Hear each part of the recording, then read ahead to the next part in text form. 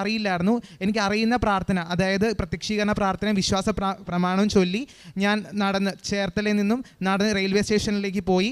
അവിടങ്ങളിലൊക്കെ ഞാൻ പത്രങ്ങൾ കൊടുക്കാൻ തുടങ്ങി. അങ്ങനെ എനിക്ക് കൂടുതലായിട്ട് വിശ്വാസങ്ങൾ വന്നു.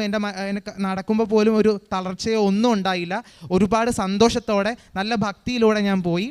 അങ്ങനെ ഞാൻ പോയി തിരിച്ചു വന്ന വഴി തന്നെ എനിക്ക് വീണ്ടും എൻ്റെ മനസ്സിൽ പറഞ്ഞു, എന്തായാലും ഞാൻ എഴുതും. ഫെബ്രുവരി ഇൻടേക്കാണ്, എനിക്ക് ഓസ്ട്രേലിയക്ക് പോകാനാണ് വലിയ ആഗ്രഹം ഉണ്ടായിരുന്നത്. അങ്ങനെ ഞാൻ ഫെബ്രുവരി ഇൻടേക്കും ജൂലൈ ഇൻടേക്കുമാണ് എനിക്ക് എൻ്റെ മുമ്പിലുള്ളത്. അപ്പോൾ ഞാൻ വിചാരിച്ചു ഫെബ്രുവരി ഇൻടേക്ക് ഞാൻ ഉപേക്ഷിക്കത്തില്ല. എൻ്റെ മാക്സിമം എഫോർട്ട് എടുത്ത് തന്നെ ഞാൻ ഫെബ്രുവരി ഇൻടേക്കിന് പോകാനുള്ള കുറേ പ്രിപ്പറേഷൻ സ്റ്റാർട്ട് ചെയ്തു. വീണ്ടും ഞാൻ IELTS വേണ്ടി പ്രിപ്പയർ ചെയ്തു.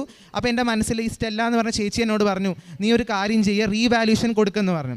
അപ്പോൾ ഞാൻ പലരും പറഞ്ഞു കേട്ടിട്ടുണ്ട് IELTSന് റീവാല്യൂഷൻ ചെയ്ത് കഴിഞ്ഞാൽ കിട്ടത്തില്ല എന്നുള്ളത് പല ആളുകളും പറഞ്ഞിട്ടുണ്ട്.